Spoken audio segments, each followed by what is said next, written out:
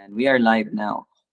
Okay, so good afternoon po sa lahat and welcome sa ating Bible study. So today is ano ba ngayon? Thursday. Wow, ang bilis lang ng araw, no? So, nasa ikaapat na araw po tayo at papatuloy po tayo sa pag-aaral sa Matthew 1 verse 11. Again, about po ito sa Babylonia. At upang mas maintindihan po natin yung pagkabihag ng mga Israelita sa Babylonia, pinag-aaralan natin yung Jeremiah. So to be specific, tayo po ay nag-aaral bago pa po yung pagkabihag. And ayun. So ngayon magpapatuloy tayo sa Jeremiah chapter 31. So let's go to Jeremiah 31 verse 5. No, verse 5 tayo, no? And kahapon, may binigay po akong parang short lang, ano? Short assignment. Tingnan natin kung sino yung mga nakapagbasa. Okay? And please help me also.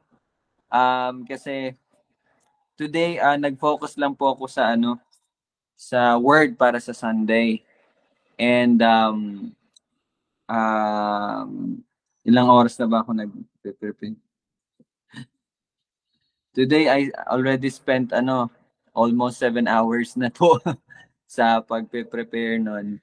And nasa unang punto pa lang ako. So medyo mahaba talaga. So baka 2 hours yung word sa Sunday.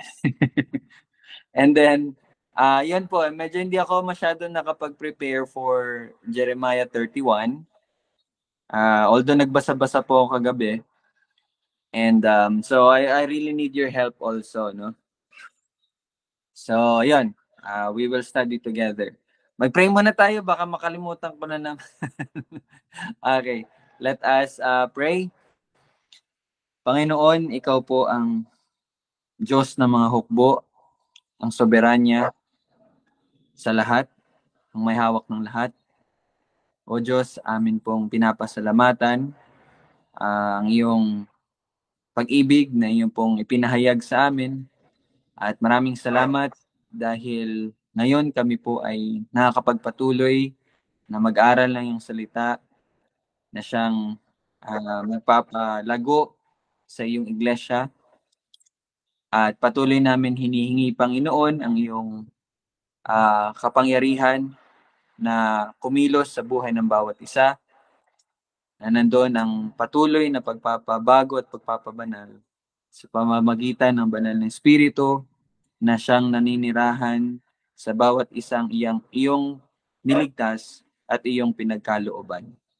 Tunay nga na ang kapangyarihang ito ang siyang magbibigay din sa amin ng kakayanan upang magtagumpay sa kasalanan, sa mundo.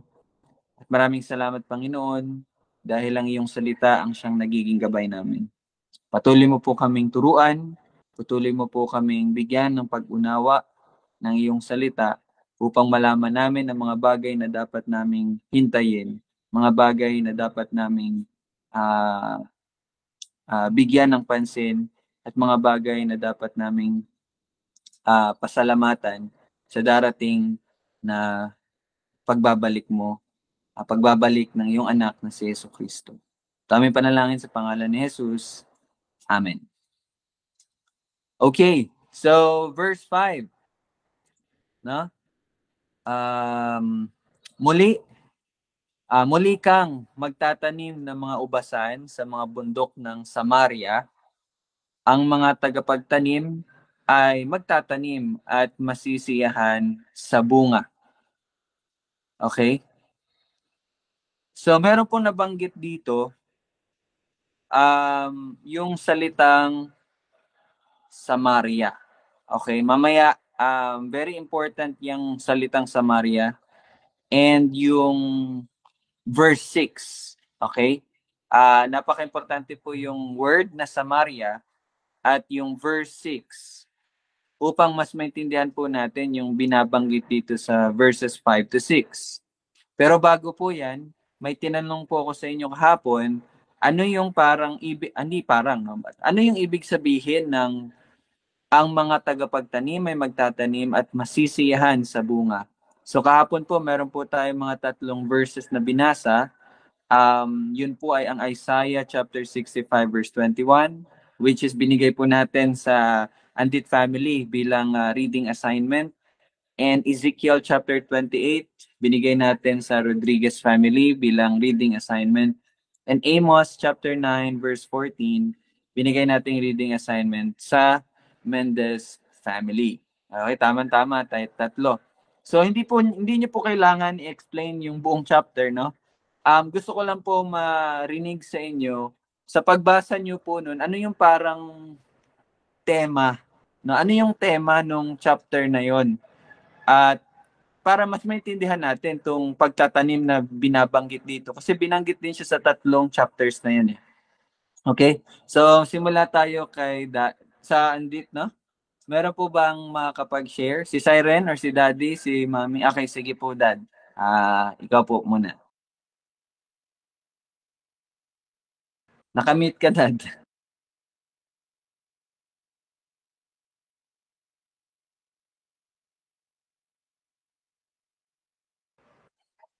Nakamute kayo, Dad. Nagsasalita ka na? Hindi pa. Hindi pa. Sige. Sige, Dad. Diba sa 5?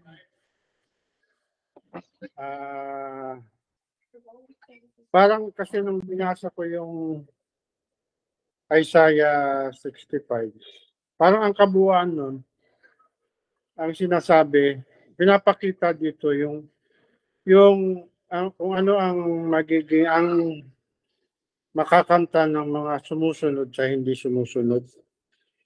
May mga nananampalataya sa hindi nananampalataya. Parang pinakita rito yung sa mga sumunod o nananampalataya, pinakita rito yung mga pangako ng Panginoon. Tapos sa other side, siyempre, yung mga hindi sumusunod, kung ano yung mga parusa, kung ano yung mga mangyayari sa kanila, na kung ano yung kahihinatnan nila. So, ang tingin ko dito ang pagkakaano ko dito sa muli kang magtatanim, sa verse 5 sa Jeremiah, yun na nga, ito yung,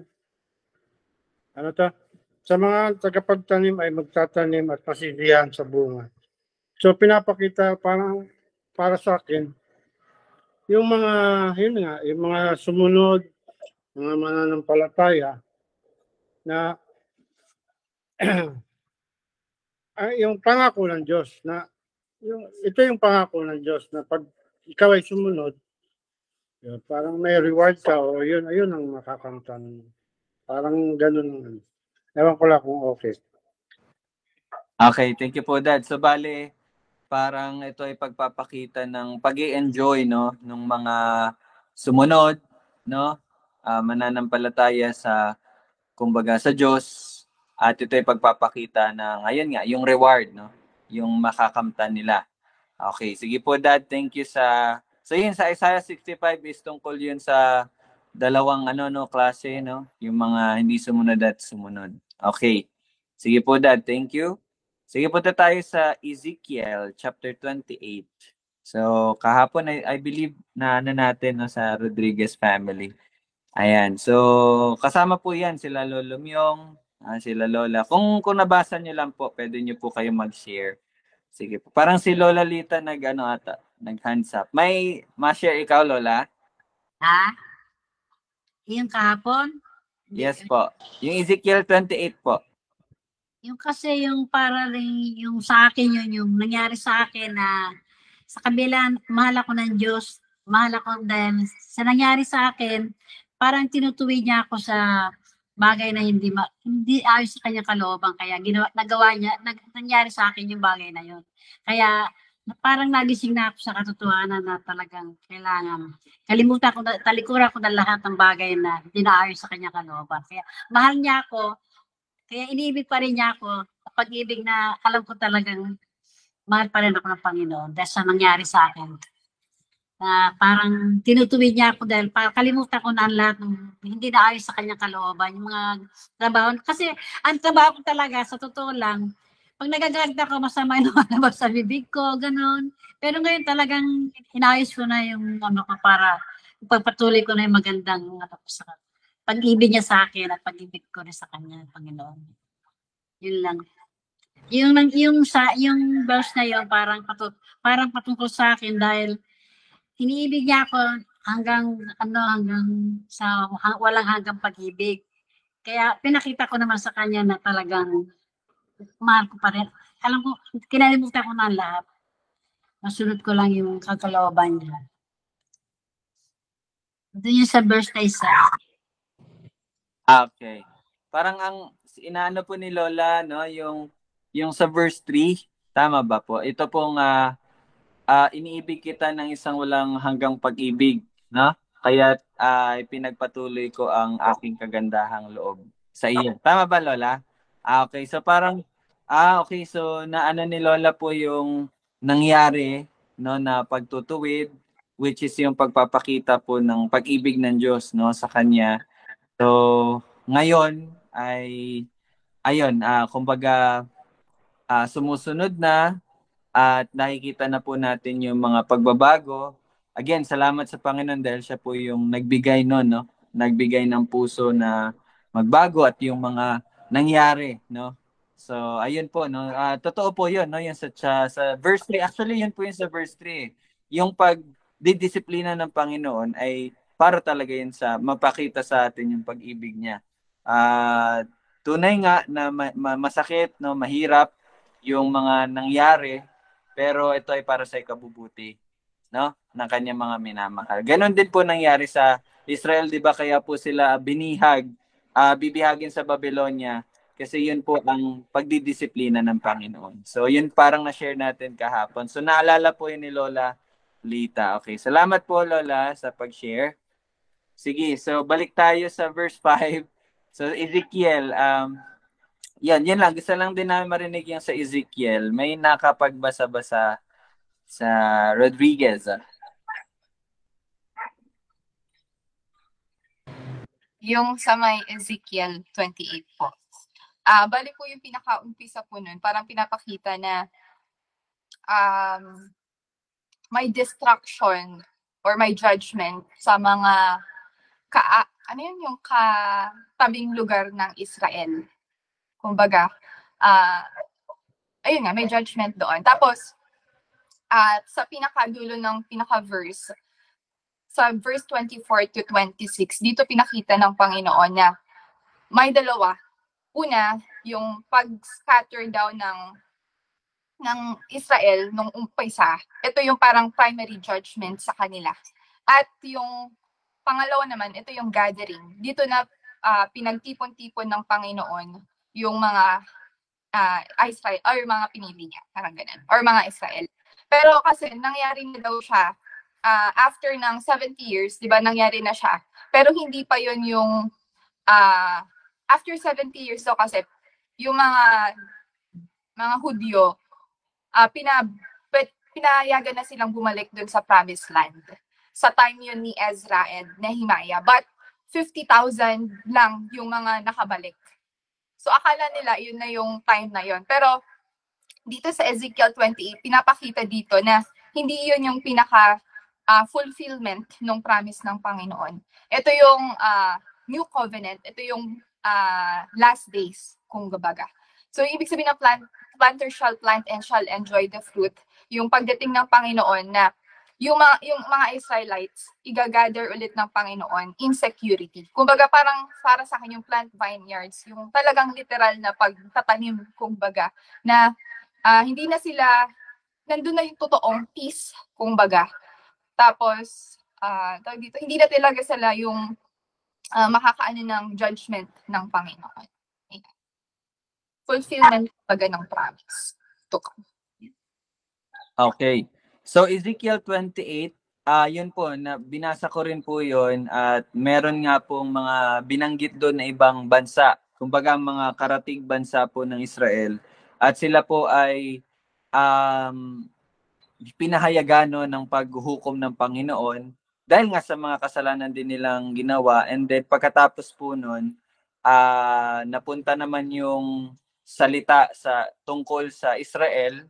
Tapos yun nga po binanggit na yung pagkakabihag nila ay parte ng parusa ng Panginoon, pero yun ay may kabalikat na pangako na sila po ay titipunin muli, no? At yes, sabi ni Jamie, nangyari daw yon sa after 70 years sa time po ni Prophet Nehemiah at Ezra. Kaya lang, at yes, 50,000 lang daw po nakabalik. Nakala nila, yun na daw yun yung fulfillment ng Ezekiel 28 verse 26. Chapter 28 verse 26. Pero, hindi pa talaga iyon. But, gaya po ng sinasabi natin kahapon, ito po ay patungkol sa last days na tinatawag or yung pagbabalik po ng Panginoong Hesukristo, no? Yung pangalawang pagbabalik ng Panginoong Hesukristo, kung saan siya po ay maghahari. Okay?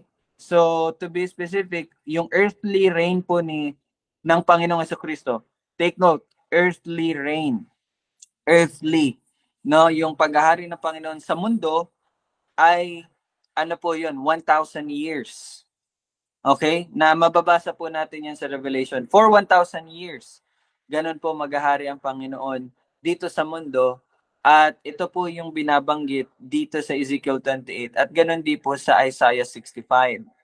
Okay? Yun po yung tinatawag na millennial kingdom. No? Millennial kingdom. Ito po yung 1,000 years na paghahari ng Panginoong Hesukristo dito sa mundo. Pero hindi pa po yun yung hindi pa po yun yung final. Pagkatapos ng 1,000 years or millennial kingdom, there will be the great white throne judgment. So yun na po yung parang hukuman na po talaga final ni Satanas, no? And then pagkatapos nun, itatapon si Satanas sa yun, bottomless pit na tinatawag, which is yun nga yung eternal damnation. And then pagkatapos po nun, I think doon na po yung sorry, hindi ko pa kasi ito nare-review yung sa Revelation. Siguro doon na darating yung New Jerusalem or New Holy City.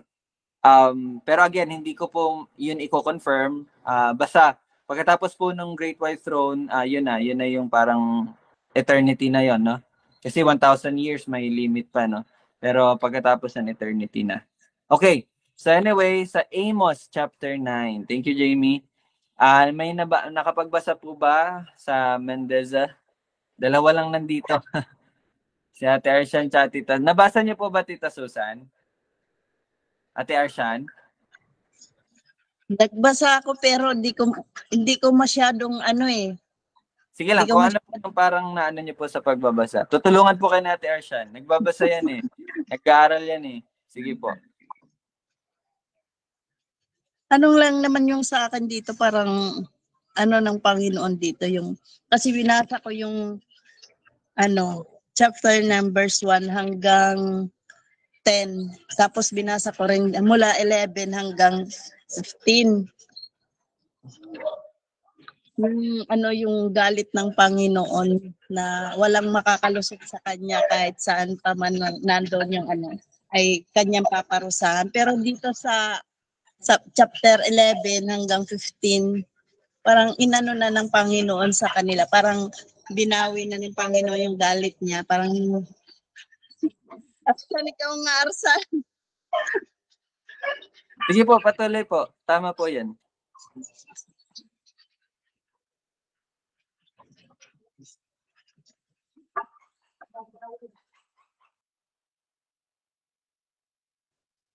Ingin itong aso na to.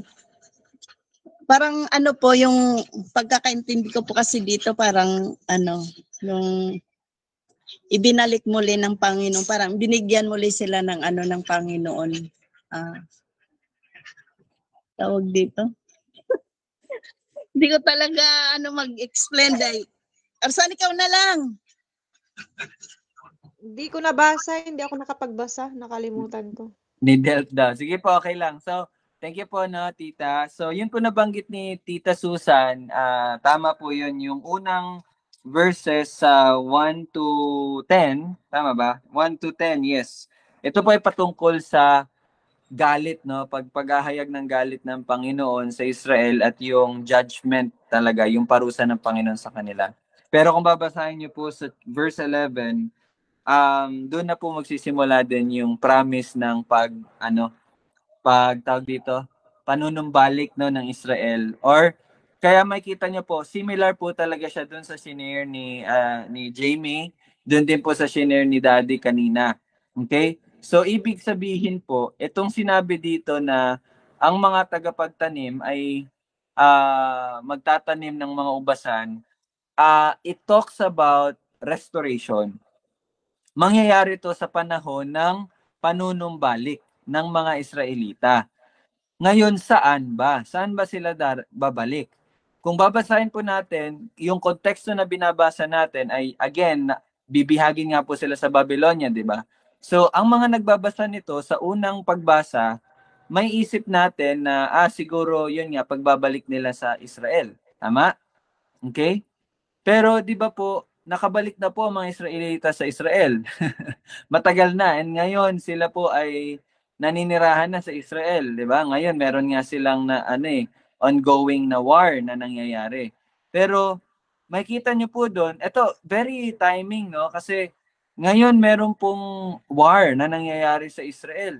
So, ang sabi dito sa verse 5, ang mga tagapagtanim ay magtatanim at masisiyan sa bunga. And actually, kung babasahin natin yung tatlong verses, di ba, teka lang specifically, ito, sa Ezekiel 28 verse 26, sabi dito, sila'y maninirahang tiwasay. Okay, papakita ko po sa inyo Ezekiel 28 verse 26. Tingnan niyo po. Sabi dito, at sila'y maninirahang tiwasay doon. Pag nakabalik na daw po sila, magtatayo ng mga bahay at magtatanim ng ubasan. Sila'y maninirahang tiwasay kapag ako'y naglapat na ng mga hatos sa lahat nilang kalapit-bayan na nakitungo sa kanila na may paglait at kanilang malalaman na ako ang Panginoon nilang Diyos. Pero ngayon, meron po bang katiwasayan sa lungsod or sa bansa ng Israel? Di ba wala po? Hanggang ngayon nga may war pa. So ibig sabihin, hindi pa po ito na-fulfill or nangyayari. Okay? So, ayun nga po, sa Amos din. Okay, basahin natin sa Amos. Amos chapter 9 verse 14. At aking ibabalik ang kapalaran ng aking bayang Israel at kanilang muling itatayo ang mga wasak na bayan at titirahan nila iyon at sila'y magtatanim ng ubasan at iinom ng alak niyon. Gagawa rin sila ng mga halamanan at kakain ng bunga ng mga iyon. So, again, it talks about peace, no? So, ibig sabihin po pala, itong binabasa natin sa Jeremiah chapter 31, verse 5, ang ibig sabihin po nitong sila'y magtatanim ng ubasan at ang mga tagapagtanim ay masisiyahan sa bunga. Ang ibig sabihin po nito, yung sinabi kanina ni Jamie na yung total security. No? Total security. Na wala na talagang makakapang pa sa kanila, makakagapi, aatake sa kanila, but they will live peacefully. Okay? Peacefully. Actually, yung sinasabi dito magtatanim, ako din po sa pag-aaral ko ngayon, it is literal. No? Darating ang panahon at yun nga po yung millennial kingdom na tinatawag. Ang Israel ay babalik. No? Babalik sila, yes, sa Israel, but most importantly, ang ibig sabihin nito, babalik sila sa paghahari ng Panginoong Hesukristo. Kasi nga, di ba po ngayon, sila po ay nire-reject nila si Jesus Christ. Di ba? Nire-reject po nila si Jesus Christ. Pero again, kung matatandaan nyo po nung 2 days ago, pinasa po natin yung sinabi ni Pablo sa Romans 11, Romans 11 verse 26, kung matatandaan ko po ba ng tama. Basta Romans 11 yon. Di ba sinabi ni Pablo na ang buong Israel ay maliligtas. Pero di ba napag-aralan natin na hindi po yung literal na lahat, no? Lahat ng mga Israelita, but yung remnant or yung nalalabi, no? Nalalabi na mga niligtas ng Panginoon. Okay? So, dito po natin makita itong promise sa verse 5 ay yun nga, yung sa millennial kingdom na tinatawag, doon na magkakaroon ng peace. Wala na po talagang sa Tagalog yan, makakapanakit or aatake pa sa kanila kasi ang naghahari na sa kanila is ang Panginoong Hesukristo. Okay? So yun pong ibig sabihin nandito ng tagapagtanim, di ba? Yun nga, total security. Secured na po talaga, no? At yan ay mangyayari. Ngayon, sabi ko po kanina, merong salita dito na Samaria. Okay? Samaria. And yung verse 6 naman, okay, tingnan niyo po yung verse 5, no? Merong Samaria. Muli kang magtatanim ng mga ubasan sa mga bundok ng Samaria. Okay? Minsan kasi, ang pinapansin lang natin, itong mga, ito, tagapagtanim, may magtatanim ng ubasan, masisiyan sa bunga, so happy life, no? Minsan ganun tayo mag-aral ng salita, kung ano yung maganda, yun lang yung nabibigyan natin ng pansin. Pero yung mga detalye na mga binabanggit, minsan, kinaliligtaan po natin. So, ngayon, bibigyan ko po kayo ng surprise quiz. Okay? Ano ang Samaria? At, okay, additional, that is item number 1 sa ating quiz for today. Akala niya parang nasa university tayo, no? So, ganito po din ang sana lagi niyo pong isipin. Sa ating Bible study, isipin niyo talaga lagi na parang nasa ano talaga kayo, nasa paaralan, no? Nasa paaralan tayo ng Panginoon. Sino ba mga estudyante ngayon? Ayan, sila Yana, sila Gab, di ba? Ayan, nakikita ko talaga nagpe-prepare yan para sa quiz nila. Nag-aaral po talaga yan. Ngayon, titingnan natin dito sa, nasan ba sila Gab, tsaka sila Yana. Ngayon, titingnan natin, no? Sa tunay na universidad. Ito yung tunay na university nyo, mga students, no? Ito yung dapat na binibigyan nyo, kung kayo, sobra kayo mag-aral para sa school nyo ngayon, ito dapat ang mas bigyan nyo ng pansin. Kasi ito yung university na magbibigay sa inyo ng grado for eternity. So ito, ginagamit ko po yung lengguwahe ng school. Okay? Para po mabigyan ng paalala ang ating mga estudyante ngayon. At hindi lang po yung mga estudyante, pati po mga tayong lahat, bawat isa sa atin. Isipin nyo po na parang nasa university tayo. Kung dati nag-aaral tayo, ayaw natin ma-fail. Ayaw natin ma-fail sa quiz, sa exam.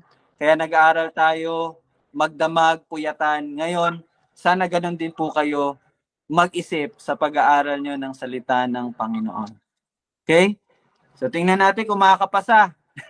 Kasi baka pasado kayo sa school, pero dito sa salita ng Panginoon, lagi po tayong nangungulelat. Wala tayong pakialam, di natin binibigyan ng pansin. Okay? So okay po, meron pong salita, Samaria. Ano ang Samaria? At dagdag ko lang po, verse 6. Sapagkat magkakaroon ng araw na ang mga bantay ay sisigaw sa burol ng Ephraim. Bangon at tayo'y umahon sa Zion, sa Panginoon nating Diyos. So meron po tayong tatlong items. Ano ang Ephraim at ano ang Zion? Okay, bakit ko po ito yung na-highlight ngayon? Kasi gusto ko po kayong turuan kapag nag-aaral po kayo ng salita ng Panginoon, yung mga lugar or mga pangalan na binabanggit ay makakatulong din po sa atin upang maintindihan natin yung sinasabi ng Panginoon sa mga verses na to. Huwag niyo po yun babaliwalain. Okay? Dati ganun din po kasi ako, binabaliwala ko lang yung mga names eh. Pero eto, gusto ko siyang emphasize ngayon para mabigyan po kayo ng ideya. Sa pag-aaral ninyo, bigyan nyo din pong pansin yung mga places, yung mga tao na binabanggit. Mamaya makita nyo po gaano ka-importante itong tatlong binanggit po natin. Zion, Ephraim, at ang Samaria. Okay? Actually po, no, mga kapatid, yung verse 5 at saka verse 6, connected yan. Napaka-importante na pag binabasa nyo to, 5 and 6 kayo lagi. Tingnan niyo yung 5 and 6, yung kabuuan ng 5 and 6 para makita niyo po ano ang sinasabi ng Panginoon. Okay? So, muli po nating basahin para magkaroon tayo ng wider na range, no, ng pagtanaw sa salita ng Panginoon.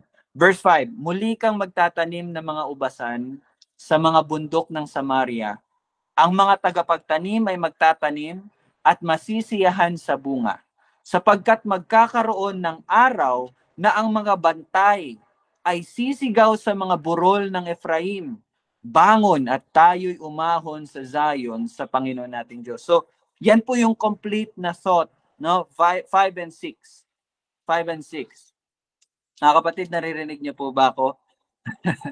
So again, ginagawa ko po to para mabigyan kayo ng idea paano po mag-aral ng salita. Wag yung, yes, maganda yung verse by verse, pero lagi po nating tandaan, dati po, yung unang sinulat po ito, wala po yung mga verse 5, verse 6, verse 7. Wala po yon. Walang chapter 1, walang chapter 2 dati. Okay? Modern times na lang po yung may chapter, may verse. Okay? Modern time na lang po yon. Kaya pag nagbabasa kayo ng salita, wag po kayong masyado mag-focus sa verses, yung 5, 6, 7, 8, 9, 10. Wag. I-focus nyo po yung pagkasulat, yung buong pagkasulat po ng salita. Mga kapatid, tandaan nyo po yun, ha? Matandaan nyo po yun. So, verse 5 and 6, sige po. Una, define natin, ano ang Samaria, ano ang Ephraim, at ano ang Zion? Ano po ang Samaria? Masama si Maria? Ay, hindi pala. Samaria. Samaria po. Yes, Samaria. Ano yung Samaria? Lugar sa Israel. Tapos, yung Ephraim, kapatid di ba natin? Tapos yung Zion, doon pupunta yung mga... Wait, Yana, hindi ka namin marinig masyado. Pwede pakilapit, Yana. Ano po, yung Samaria, lugar siya sa Israel. Tapos, Ephraim, kapatid ni Manasseh. Diba yun yung sa yung oo nga. Balik tribe siya. Tapos si Zion, doon umaakyat yung mga Israelita para i-worship yung Panginoon. Okay. That's a good answer, no? So, bigyan natin ng 10 points si Yana. Para sa, ano tawag dyan? Recitation. Ano? Okay. Maganda yung sinabi ni Yana. Samaria po, ito pa ay lugar sa Israel. Okay. Si Lola, nagtanda ko si Lola Lita. Tinanong ako, ano ba yung ano? Nalito daw siya sa Judah, Israel, Samaria, tsaka Jerusalem, no? Ito po, again, bigyan ko po kayo ng ano para mas maintindihan natin. Dati po, yung si David pa po ang hari at si Solomon pa ang hari. Di ba ang pinakaunang hari si David? Pangalawa si Solomon. Dati po, iisa lang ang kaharian. Israel lang yon, okay? Dati isa. And yung capital city, alam niyo naman po yung capital city, no? Capital city ng bansang or kingdom ng Israel is yung Jerusalem. Actually, yung Jerusalem, yun po yung Zion. Si Zion or ang Mount Zion or ang City of Zion is Jerusalem po yun. Na tinatawag ding City of David, City of God, Spiritual Kingdom of God. So marami po siyang ibig kahulugan na ginagamit po sa buong Biblia, yung Zion. Kaya minsan mababasa niyo yung Zion, iba-iba po yung ginagamit doon. Pero again, ito ay patungkol sa Jerusalem. Ito po yung Jerusalem. Ito yung City of David, City of God, and capital city of Israel nung buo pa. Okay? Jerusalem po yon. Pagkatapos po, di ba, si King David, King Solomon, pagkatapos si King Solomon, na-divide po yung kingdom. Di ba? Naging dalawa yung kaharian. Naging north and south. Okay? North and south. So yung north is kinabibilangan nito yung 10 tribe ng Israel. Okay, yung north. So, malaki. Kumbaga, 12 versus 2 lang, no? 12 and 2. Then, ito pong Northern Kingdom, ang tinawag po sa kanila, Israel. Okay? So, yung isang Israel dati, na naging dalawa, yung north tinawag na Israel, yung sa baba naman, tinawag na Judah. tinawag na Judah. Okay? Tapos, yung Judah, dito muna tayo sa Judah. Si Judah, itong Judah, yung southern kingdom, ang capital city niya ay yung Jerusalem pa rin. Okay? So, Judah, capital city, Jerusalem. Ito naman si northern kingdom, composed of the 10 tribes. Okay? Ang capital city naman ng Israel, northern kingdom na, is si Samaria. Okay? Naintindihan niyo po? Samaria. Samaria yung capital city. At alam niyo po ba kung nasaan ang Samaria? Yun po ay nasa Ephraim. Okay? So, si Ephraim, yes, pangalawang anak ni Jacob, ni Joseph, pero siya po yung parang pumalit kay Joseph na instead na 12 tribes si Joseph, Ephraim ang ginagamit. Ephraim. Okay? At minsan po sa Bible, si Ephraim ay tinatawag na Israel. Okay? Minsan, si Ephraim ay tinatawag na Israel. Bakit? Napakadami po nila. Parang Ephraim pa lang Israel na yon. So, yun po minsan tinatawag sa kanila. Okay? And, kaya po, napaka-importante na tinanong ko po sa inyo, bakit binanggit yung Samaria? Bakit binanggit si Ephraim? At bakit binanggit si Zion? Okay? Kasi meron po itong pagpapakita. Di ba ganito po yon? Bago po sila mabihag sa Babylonia, di ba 2 kingdom pa? Okay? Tapos po, una pong nawasak yung northern kingdom, yung Israel. Nawasak po yan una. Okay? Una pong nawasak yon. Bago pa ang Judah. Nung nawasak na po ang Israel, northern kingdom, si Judah nandun pa rin, pero nung dumating na si Babylonia, sinakop na din ng Babylonia ang Judah. Kaya nabihag na po sila patungong Babylonia. Ngayon, ito pong binabasa natin ngayon ay bago, kumbaga mga sinasabi, bago mangyari yung pagkabihag sa Babylonia. Now, take note, sabi sa verse 5, muli kang magtatanim ng mga ubasan sa mga bundok ng Samaria. So, sinong kinakausap dito? Okay? Sino ang kinakausap dito? And in verse 6, tingnan niyo po. Kasi 'di ba kanina ang iniisip lang natin Israel, mga Israelita, buo, 'di ba? Pero dito niyo makikita hindi po buo, hindi po 'yun ang itong 5 and 6 hindi tungkol sa buong Israel. But merong specific na kinakausap dito. So verse 6 will give us some more detail na para mas maintindihan natin, sapagkat magkakaroon ng araw na ang mga bantay ay sisigaw sa mga burol ng Ephraim. Saan nga po yung Ephraim? Ano yung nandito sa Ephraim, di ba? Yung Samaria. Samaria ay ang capital city ng Israel. Capital city ng Northern Kingdom. So, ibig sabihin, ito palang verse 5 and verse 6 ay patungkol kanino? Sa 2 kingdom. Kanino siya? Kanino tong 5 and 6? Bayan ng Israel. Yes. Bayan ng Israel. Yung Northern Kingdom. Okay? Hindi po kasama yung Southern Kingdom. Hindi kasama si Judah. Itong 5 and 6 ay para kay Israel. Para sa Northern Kingdom. Anong sabi? Muli kang magtatanim mga ubasan sa mga bundok ng Samaria. Ang mga tagapagtanim ay magtatanim at masisiyan sa bunga. Ibig sabihin, babalik din po ang, di ba, una pong nawasak ang Northern Kingdom. Babalik din po sila. At pagkatapos, verse 6, sapagkat magkakaroon ng araw na ang mga bantay ay sisigaw sa mga burol ng Ephraim. Ibig sabihin, yun nga, yung capital city ng Northern Kingdom, which is yung Samaria, mababalik sila doon at ano pong isisigaw nila? Bangon at tayo'y, take note, bangon at tayo'y umahon sa Zion. Saan yung Zion? Saan po yung Zion? Saan yung Zion, mga kapatid? Judah.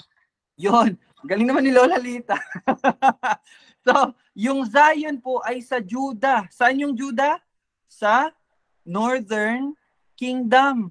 So, ibig sabihin, itong mga taga-Northern Kingdom, babalik din, di ba nabanggit po niya na kanina, ang Zion ay ang lugar kung saan pumupunta ang buong Israel. Buo na pong tinatawag ko, buong Israel upang sumamba sa Panginoon doon sa Jerusalem. Natatandaan niyo po 'yon?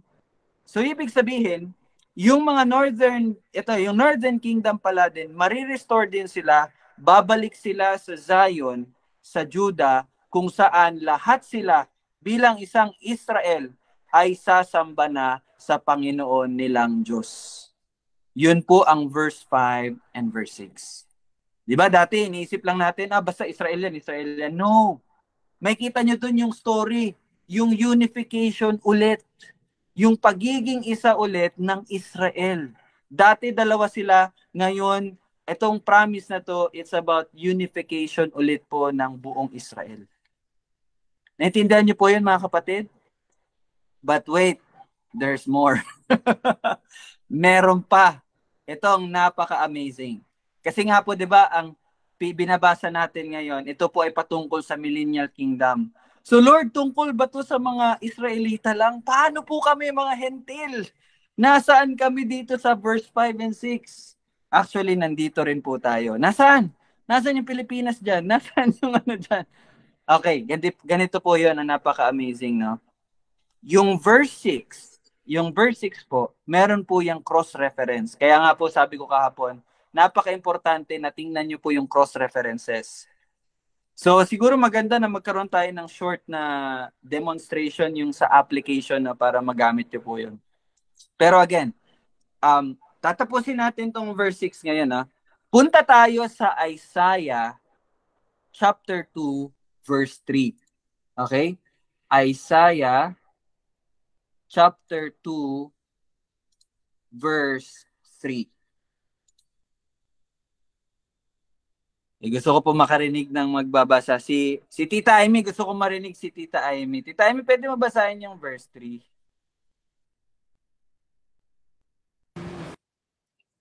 Isaiah chapter 2 verse 3.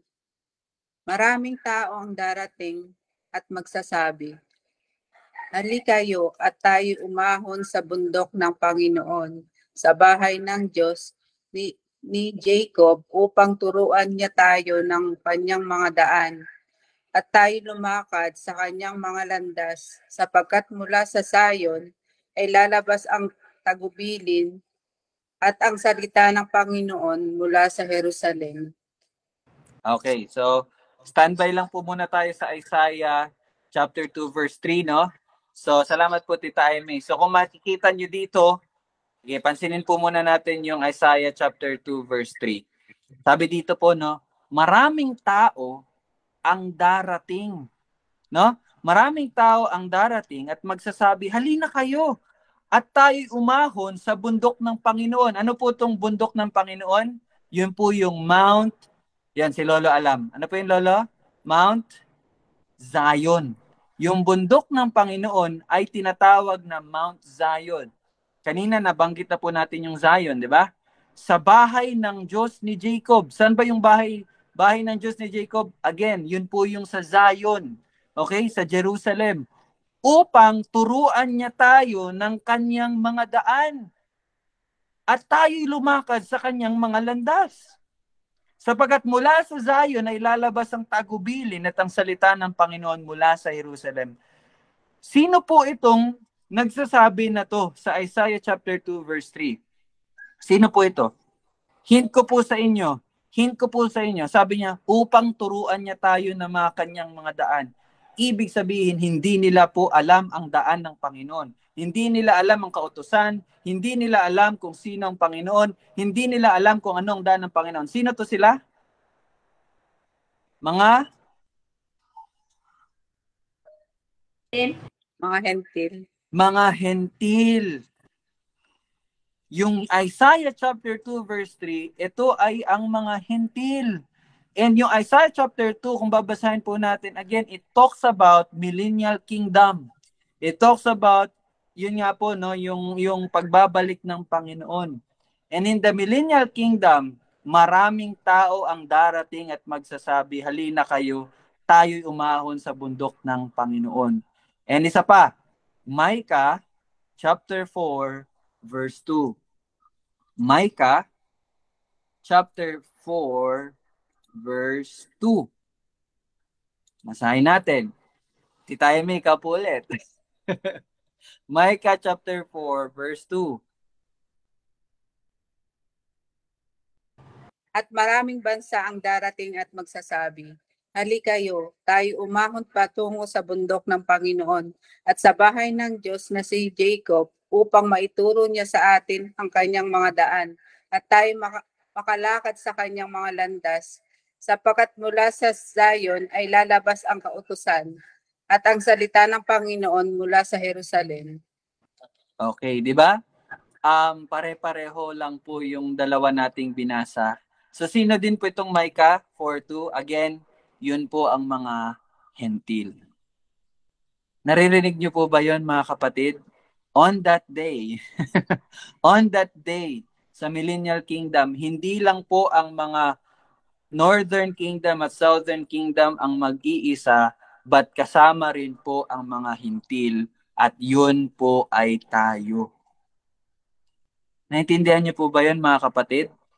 At tunay nga, no? Basahin ko lang po. Punta naman tayo sa New Testament. Galatians chapter 3, verse 28. Sa ating pagtatapos, dito po tayo sa New Testament. Sabi po dito, walang Hudyo o Griego, walang alipin o malaya, walang lalaki o babae, sapagkat kayong lahat ay iisa kay Kristo Jesus. No? Yes, ang Israel or ang mga Hudyo, sila po ay ang mga chosen people ng Panginoon.